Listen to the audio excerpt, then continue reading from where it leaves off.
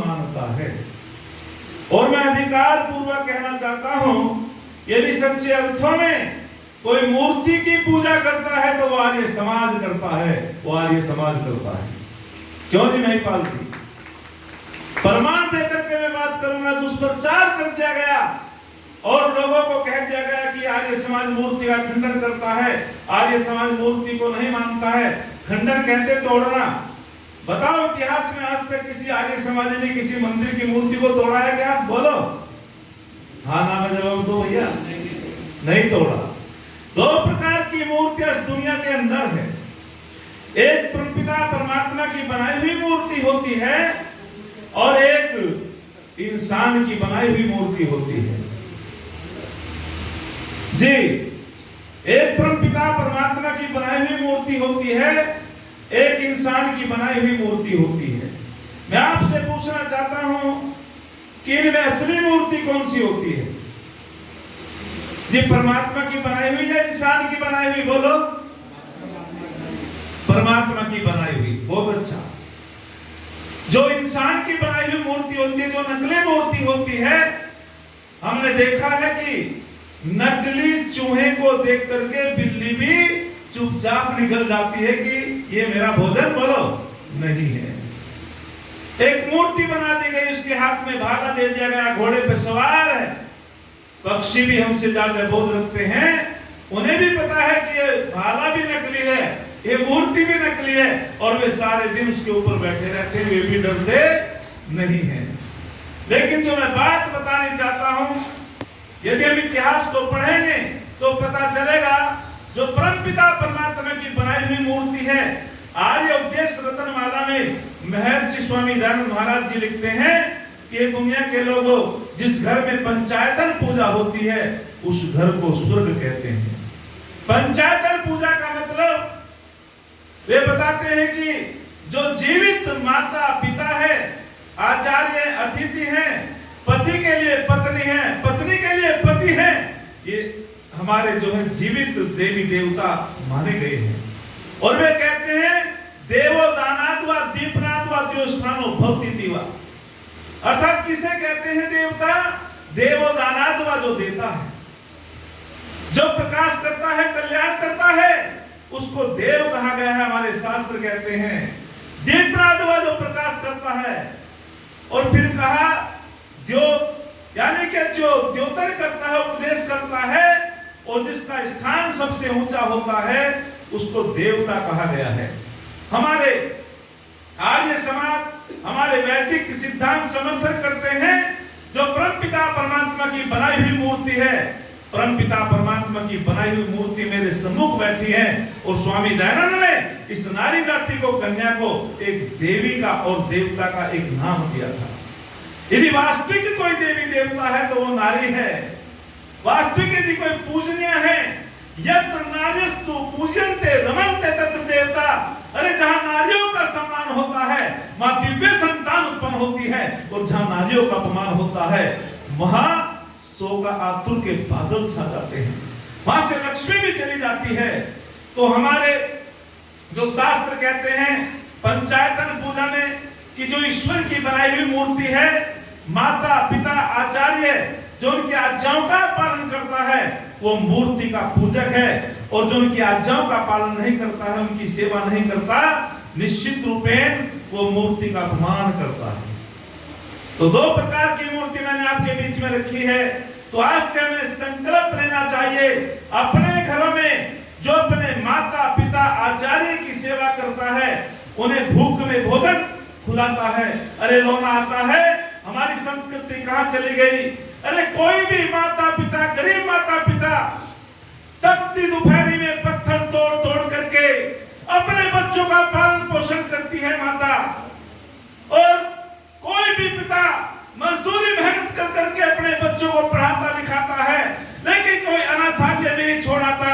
लेकिन आज पढ़ लिख करके विदेशों में नौकरी करते हैं और वे अपने माता पिता को वृद्धाश्रम में छोड़ देते हैं, और वे कहते हैं कि हमारे पास समय नहीं है, वे कहते हैं हमारे पास कोई समय नहीं जो हम आपकी सेवा करें। अरे किसी ने बहुत सुंदर कहा था, माँ की दुआ कभी खाली नहीं जाती, माँ की दुआ कभी खाली नहीं जाती। माँ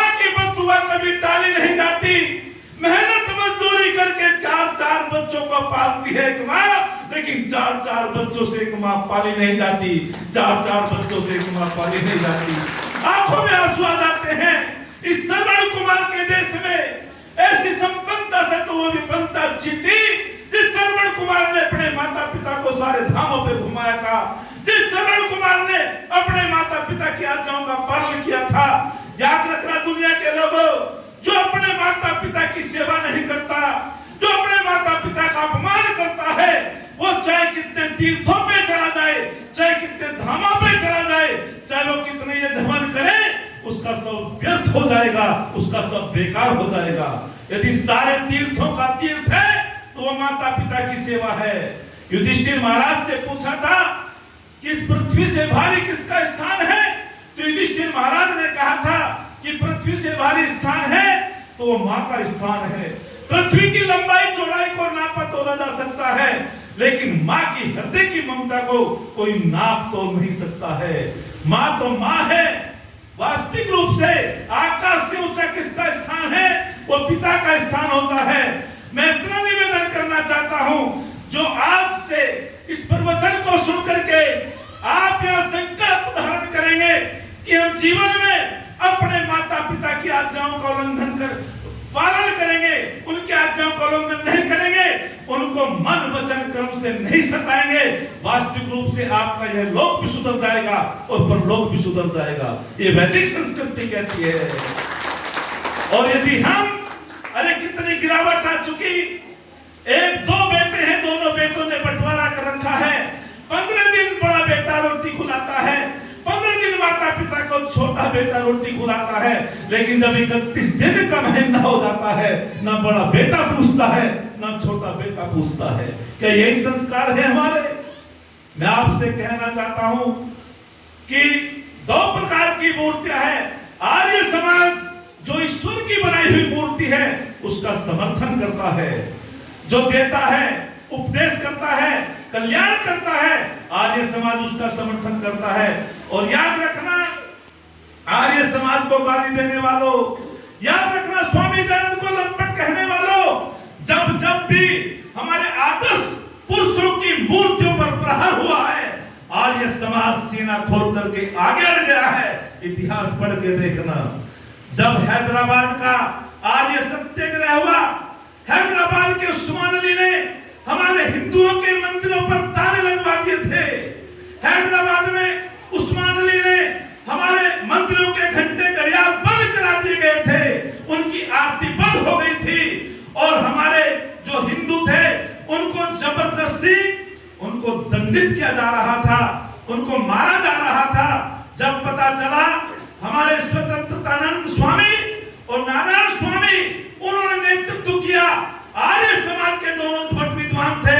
12,000 की स्वामी दयानंद की आर्य वीरों की फौज लेकर के चले गए, और जब पता चला उस्मान अली को कि तो, और 42 स्वामी दयानंद के आर्य वीर वहां जो है शहीद हो गए थे, उन्होंने शहादतें दी थी। उस्मान अली ने कहा, तुम भी बुत परस्ती नहीं है, हम भी बुत परस्ती नहीं है, हे आर्य लोगों, तुम मरने के लिए क्यों आ गए? तो तब नारायण स्वामी ने कहा था कि सुन उस्मान अली, ये भी भगवान राम को मानते हैं, हम भी भगवान राम को मानते हैं, हम भगवान राम के चरित्र को पूछते हैं, ये भगवान राम के चित्र को पूछते हैं, ये तो हमारे घर का मामला है, हम बैठ करके समझा लेंगे, इसमें कोई दिक्कत नहीं है, लेकिन ये हमारे भाई है, हम अपने भाइयों की साथ अन्याय होने नहीं देंगे। ये किसने कहा था दयानंद के सिपाहियों में? ये किसने कहा था? हमारे जो ऋषि दयानंद के दीवाने थे, उन आर्य लोगों ने कहा था। और एक उदाहरण दिया, जैसे कैंची के 2 सिरे चलते हैं, वे खाली चलो कोई दिक्कत नहीं, लेकिन जब उसके बीच में कोई आ जाता है तो उसके काट के रख देते हैं। इसीलिए ये पौराणिक हमारे भाई हैं, हम आपस में सिद्धांतों को समझा लेंगे, लड़ते रहें, कोई बात नहीं, लेकिन यदि कोई तीसरा व्यक्ति इनको सताएगा तो हम उसे काट के रख देंगे, उसको सबक सिखा देंगे। आज तक के इतिहास में ये तो नाम आया है कि जब जब भी हमारे आदर्श पुरुषों पर लाछन लगाए गए, आर्य समाज अड़ गया मरने के लिए, आर्य समाज अड़ गया अपनी अस्मिता लुकाने के लिए। लेकिन आज तक ये इतिहास में नाम नहीं सुना होगा कि किसी आर्य समाज ने किसी पौराणिक का साथ ना दिया हो, किसी मंदिर को तोड़ते हुए लोगों को सबक ना दिया हो। एक 1920 में एक पुस्तक छपी जिसका नाम था कृष्ण तेरी गीता जलानी पड़ेगी। याद रखना, कृष्ण तेरी गीता जलानी पड़ेगी। जो बड़े बड़े भागवत के आचार्य थे, जो कृष्ण भगवान के नाम पर लाखों लाखों रुपए लेते थे दक्षिणा के, एक भी कोई आचार्य नहीं बोला पौराणिक जगत का। याद रखना माता बहनों, सन्नाटा छा गया। कुछ पौराणिक लोग गांधी जी के पास जाते हैं, गांधी जी से जाकर के निवेदन करते हैं हमारे भगवान कृष्ण पर दोष लगाए गए हैं। मुसलमान लोगों ने एक पुस्तक छाप दी, कृष्ण तेरी गीता जलानी पड़ेगी। और जब जाकर के गांधी जी से निवेदन किया, हे गांधी जी, हमारे योगी पुरुष पे बहुत कीचड़ उछाला गया है, दोष आरोपित किए गए हैं, आप हमारा नेतृत्व करो। गांधी जी ने कहा कि ये तो अभिव्यक्ति का सबको अधिकार है, इसमें मैं क्या कहूं। यह कहकर के मौन हो जाता है। लेकिन संस्कृत के उद्भट विद्वान, आर्य समाज के उद्भट विद्वान पंडित चमुपति एमए पढ़ा होगा आप लोगों ने। पंडित चमुपति एमए वो उर्दू भी जानता था, वो संस्कृत भी जानता था। उसने कहा पुस्तक को लिख करके जवाब देना पड़ता था पुस्तक का। पंडित चमुपति एमए ने उसके जवाब में एक पुस्तक लिखी जिसका नाम था, क्या था, रंगीला रसूल। और पंडित चमुपति एमए ने कहा, उन्होंने एक भी प्रमाण कोई ग्रंथ नहीं दिया, उर्दू का विद्वान था, सारी कुरान पढ़ करके उन्होंने सारी बात प्रमाणित लिखी और कहा कि तुम हमारे योगीराज कृष्ण की पे लाछन लगाते हैं। आप अपने जो है मोहम्मद साहब को देखो, आप उसके चरित्र को देखो। और ये जब प्रमाण सहित वो पुस्तक लिखी, लेकिन छापे कौन, छापे कौन, सब मौन हो जाते हैं। स्वामी दयानंद का दीवाना महर्षि राजपाल, जिसकी एक प्रेस चलती थी और वो प्रेस का नाम राजपाल एंड सन्स के नाम से आज भी है, उसने कहा मैं छापूंगा। चमुपति एमए ने कहा, अरे तुम्हें पता है राजपाल, इसका परिणाम क्या होगा, मौत। उसने कहा महर्षि राजपाल ने कि सुनो आचार्य जी, आपने अपना काम पूरा किया, लेकिन मैं अपना काम पूरा करूंगा। मौत तो 15 साल बाद भी आएगी, मौत तो 20 साल बाद भी आएगी। यदि मैं अपने भगवान कृष्ण के लिए उसको जवाब ना दिया और मैं अपनी संस्कृति की रक्षा के लिए काम ना किया, और यदि मेरी मौत भी आ जाए तो मैं अपनी संस्कृति के लिए, अपने आदर्श पुरुषों के लिए अपनी कुर्बानी देने को लिए तैयार हूं। मेरा नाम इतिहास में आएगा, वो था महर्षि राजपाल। जो लोग कहते हैं आर्य समाज ने क्या किया, 85% आर्य समाज थे इस देश को आजाद कराने वाले, अपनी शहादतें देकर के, अपनी कुर्बानी देकर के इस संस्कृति की रक्षा की। और याद रखना, जब उस्मान अली पर हैदराबाद में गंगाराम और नारायण राम ने बम का प्रहार किया, वो उससे तो बच गया, लेकिन उसे कारावास में डाल दिया। और क्या कहते हैं हमारे यशस्वी गृह मंत्री उस समय कौन थे, पता है? उस समय यशस्वी गृह मंत्री कौन थे?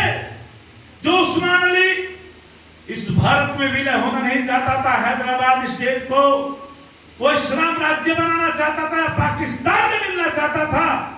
यशस्वी प्रधानमंत्री सरदार वल्लभ भाई पटेल थे। और उन्होंने कहा था, गंगाराम नारायण राम को 2 साल की कारावास हो गई थी।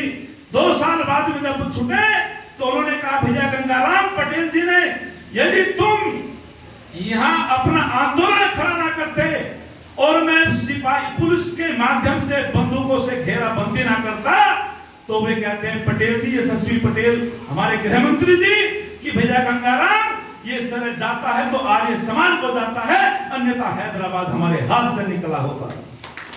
ये सर जाता है तो आर्य समाज को जाता है, ये पटेल जी ने कहा था। और याद रखना, दोनों दलों का प्रणेता कौन था? एक नरम दल, एक गरम दल। मैं पूछना चाहता हूं, नरम दल के नेता किसको माना जाता है जी? बोलो।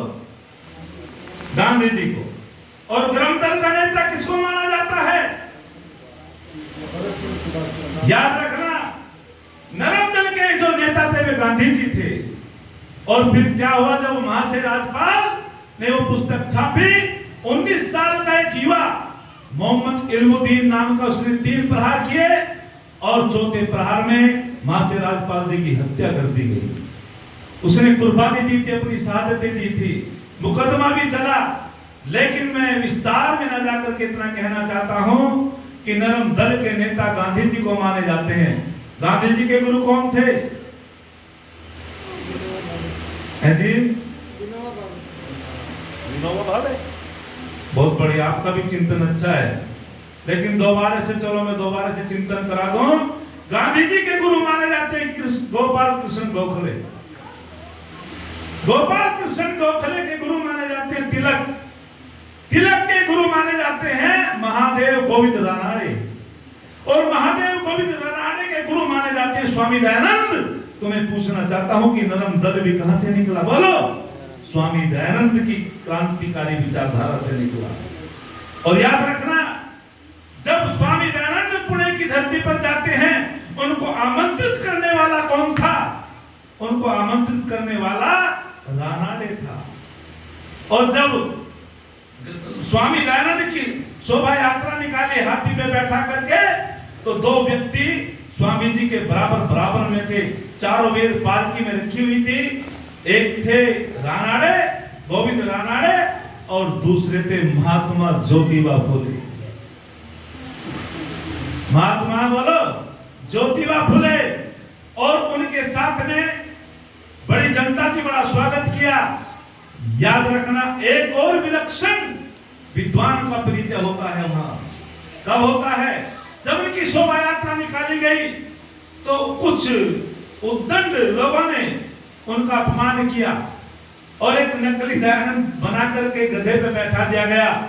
जूतों की माला डाल दी गई और स्वामी जी से कहा, ऋषिवर, कुछ धूर्त लोगों ने आपका अपमान किया है। तो स्वामी जी ने एक बात कही थी कि कोई बात नहीं, असली दयानंद तो आपके पास है, नकली दयानंद का तो यही हाल होना चाहिए। क्या गजब का उत्तर देता है मेरा ऋषि कि नकली दयानंद का तो यही हाल होना चाहिए, इसलिए तो तुम्हारे पास है। और वे बिल्कुल नतमस्तक हो गए। लेकिन याद रखना, एक विलक्षण विद्वान का परिचय होता है वहां। कहते हैं कि बंबई के अंदर आचार्य कमल नैन, और उसने पाखंड फैला दिया था। उसने कहा वेदों में मूर्ति पूजा है, और उसने जो है अंधविश्वास, पाखंड, वेद विरुद्ध सिद्धांत का प्रचार करता था और खूब पैसे लेता था लोगों से। लेकिन जब ऋषि दयानंद को पता चला कि आचार्य कमल नैन वेद विरुद्ध सिद्धांत की बातें करता है, तो स्वामी जी ने उसको कहा कि मैं कमल नैन से शास्त्रार्थ करने के लिए तैयार हूं। आचार्य कमल नैन ऋषि दयानंद का नाम सुन करके कांपने लगा और कहने लगा, अब मैं क्या जवाब दूंगा? तो उसने एक बात कही कि आने की तो हिम्मत नहीं पड़ी स्वामी जी के पास। तो आचार्य कमल नैन कहता है कि ऋषि दयानंद तो नास्तिक है, मैं उसका मुख देखना नहीं चाहता। लेकिन स्वामी दयानंद ने कहा, मुख देखने की कोई बात नहीं, कमरे के अंदर एक तरफ मुंह फेर करके कमल नैन बैठ जाएगा, एक तरफ मुंह फेर करके मैं बैठ जाऊंगा, बीच में पर्दा डाल देंगे, लेकिन दूध का दूध, पानी का पानी तो होना चाहिए। ये सिद्ध करके तो बताओ कि वेदों में मूर्ति पूजा है। आचार्य कमल नैन फंस गया। तिथि निश्चित हुई, दूर दूर से बड़े विद्वान लोग सुनने के लिए आए। तो उस समय एक क्रांतिकारी विद्वान भी आया जो आगे चल करके विलक्षण विद्वान बना, और उसका नाम था जी श्याम जी कृष्ण वर्मा। श्याम जी कृष्ण वर्मा ने जब ऋषि दयानंद की विलक्षण प्रतिभा को देखा, वो प्रभावित हो गया। आचार्य कमल नैन से स्वामी जी ने कहा, बता कहां वेद में मूर्ति पूजा? नैतस्य प्रतिमास्ति, अर्थात वेदों में कोई मूर्ति पूजा नहीं है। प्रतिमा का मतलब समझते हो क्या है? प्रतिमा का मतलब है कि उस परम पिता परमात्मा का कोई परिमाण नहीं है, उसको नापा नहीं जा सकता, तोला नहीं जा सकता। और स्वामी जी कहते हैं, वैशेषिक दर्शन का उदाहरण देकर के, याद रखना दुनिया के लोगों, जो चीज परमाणु रूप होती है वो साकार होती है, जो चीज परमाणु रूप नहीं होती है वो निराकार होती है। जो चीज मिलकर के बनती है उसी का रूपांतरण हो जाता है, उसी का विनाश होता है, और जो चीज मिलकर के नहीं बनती है वो कभी बिखरती भी नहीं है। मैं आपसे पूछना चाहता हूं, आत्मा पदार्थ कितने पदार्थों से मिलकर के बना? बोलो जी। आत्मा कौन से पदार्थों से मिलकर के बना? किसी से नहीं मिलकर के बना, अनादि है। परमात्मा भी किसी पदार्थ से मिलकर के नहीं बना, अनादि है।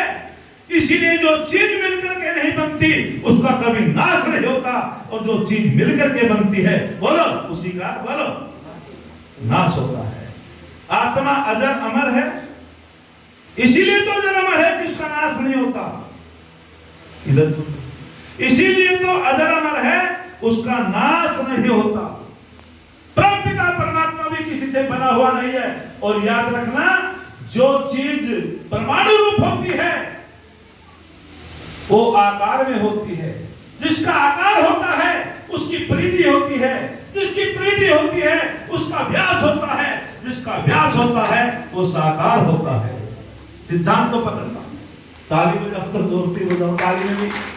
मैं तो कंजूसताई नहीं करता, मैं तो पसीना निकालता हूं। उत्साहवर्धन क्या करो विद्वानों का। और जो चीज निराकार है वो ना उसकी परिधि होती है ना उसका व्यास होता, वो निराकार होती है। इसलिए आत्मा और परमात्मा का कोई बता नहीं सकता कि वो साकार है।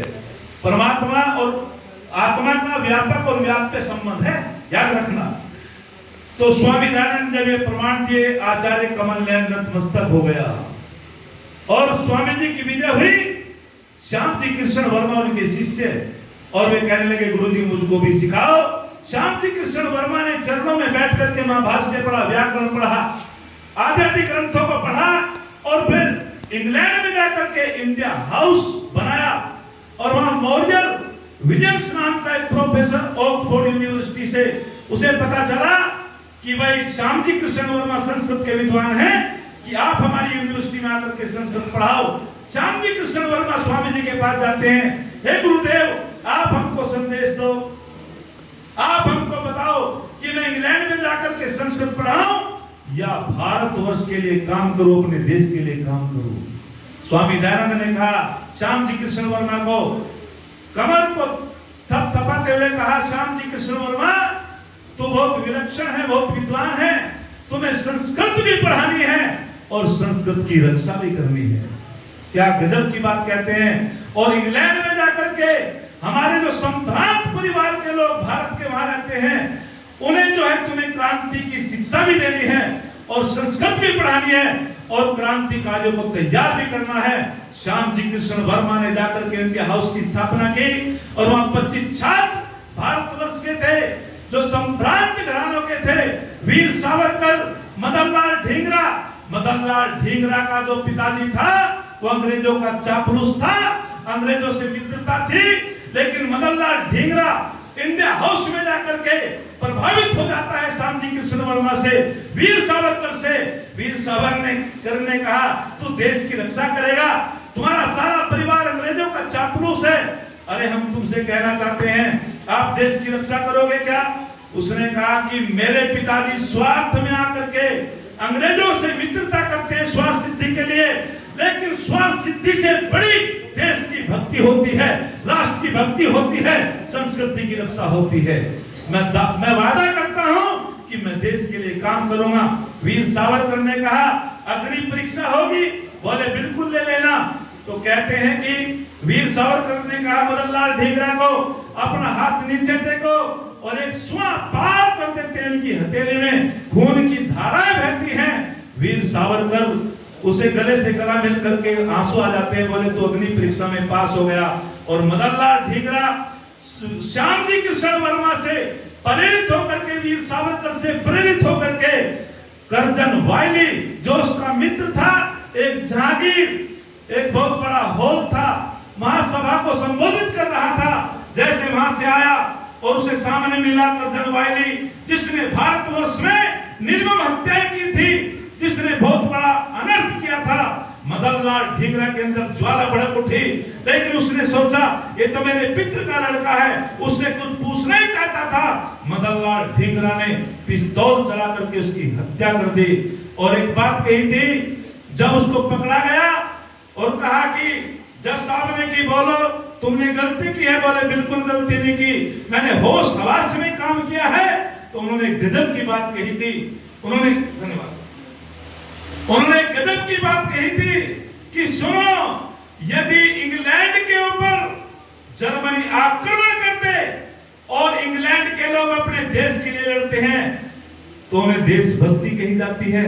और यदि मेरे देश पे कब्जा इंग्लैंड के लोगों ने कर रखा है और अब कब्जा छुड़ाने के लिए, गुलामी से मुक्त होने के लिए यदि हम किसी की हत्या कर देते हैं तो हमको गद्दार कहा जाता है। इसलिए मैं भी देशभक्त हूं। जब तक सूरज चांद रहेगा इन क्रांति वीरों का बोलो नाम रहेगा। तरुणाई के यौवन से युग का इतिहास बदलता है। तरुणाई के यौवन से युग का इतिहास बदलता है। जिधर जवानी चलती है उधर जमाना चलता है। अरे जवानी वह नहीं जो काली जुल्फों पर लुट जाए, जवानी तो वह है जो भारत मां के चरणों पर लुट जाए। जवानी तो वह है जो भारत मां के चरणों पर लुट जाए। इन क्रांतिकारियों ने शिक्षा ली, प्रेरणा ली, तो क्रांतिकारी दल के नेता माने गए श्याम जी कृष्ण वर्मा, और श्याम जी कृष्ण वर्मा ने अनेक क्रांतिकारियों को तैयार किए करके देश की संस्कृति की रक्षा की। मैं समझता हूं, अतिक्रमण करना नहीं चाहता क्योंकि ये तो बहुत लंबा व्याख्यान है। जो भी थोड़ा सा मैंने उदाहरण दिया है, हम सबका एक कर्तव्य है, देश की रक्षा, देश की भक्ति जो है बहुत बड़ी होती है। ये हमारा देश आर्यवर्त देश है। मैं माता बहनों से निवेदन करना चाहता हूं, हम सबको मिलकर के अपनी संस्कृति की, अपनी सभ्यता की, अपने देश की रक्षा करनी चाहिए। यह हमारा कर्तव्य है। अरे जो लोग अपने लिए जीते हैं और जो लोग देश के लिए, समाज के लिए जीते हैं, वे कभी मरा नहीं करते। इसीलिए क्रांतिकारी हमारे अमर हैं, शहीद हैं। बहुत बहुत धन्यवाद। हमारे नरेंद्र कोषाध्यक्ष जी उत्साहवर्धन कर रहे हैं और हमारे जगमोहन जी उत्साहवर्धन कर रहे हैं। मैं आप लोगों का हृदय से अभिनंदन करता हूं, स्वागत करता हूं।